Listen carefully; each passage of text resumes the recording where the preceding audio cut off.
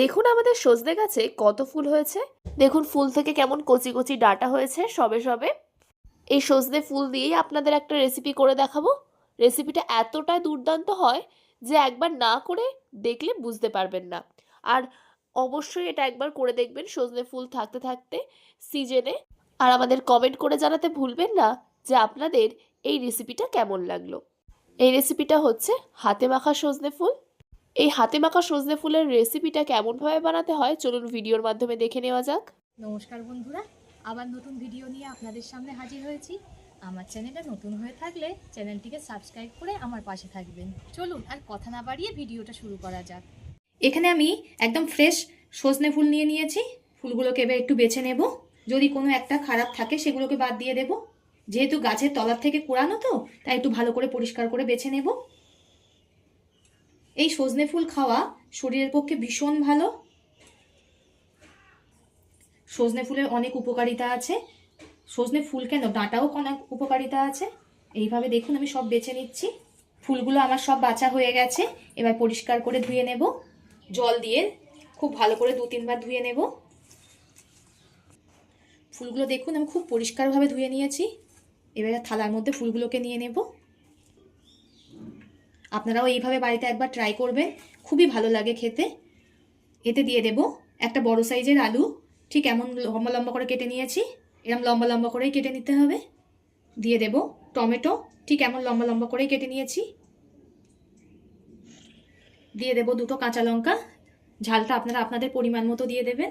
দিয়ে দেব একটা পেঁয়াজ কুচি বড় সাইজের। দিয়ে দেব পরিমাণ মতো লবণ। দিয়ে দেব হলুদ গুঁড়ো।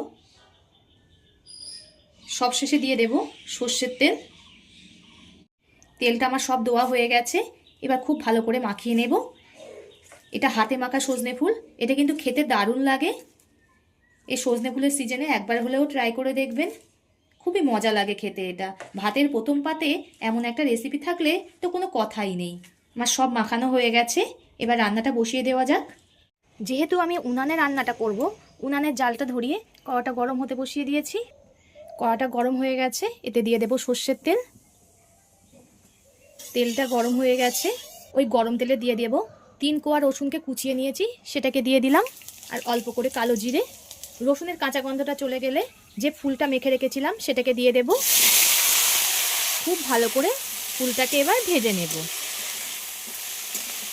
ফুলটা কিছুক্ষণ ভাজার পর দেখুন কতটা কমে গেছে। আপনারা কে কোথা থেকে বন্ধুরা দেখছেন কমেন্ট করে জানাবেন। আপনাদের সুন্দর সুন্দর কমেন্ট করতে আমার খুবই ভালো লাগে। এইভাবে একবার হলেও ট্রাই করবেন, করে জানাবেন কেমন হয়েছে রেসিপিটা। সজনে ফুলের একটা তিতো ভাব থাকে, তার জন্য অনেকে খাওয়া পছন্দ করেন না। এই পদ্ধতিতে একবার হলেও রান্না করবেন, দেখবেন দারুণ স্বাদ হয়। আর একবার বানালে মনে হবে বারবার এটাই বানিয়ে খায়, এত সুন্দর খেতে হয়। আমার খুব সুন্দর করে ভাজা হয়ে গেছে। সামান্য একটু জল দিয়ে দেব।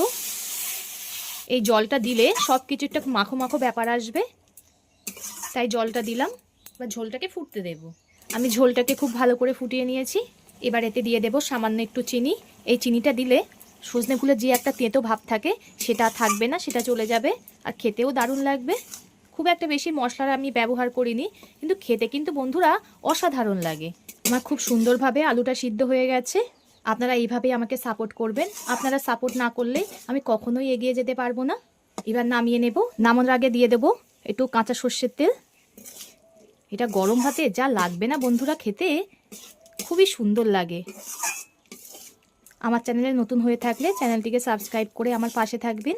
পরবর্তী একটা নতুন ভিডিওতে আপনাদের সঙ্গে আবার দেখা হচ্ছে।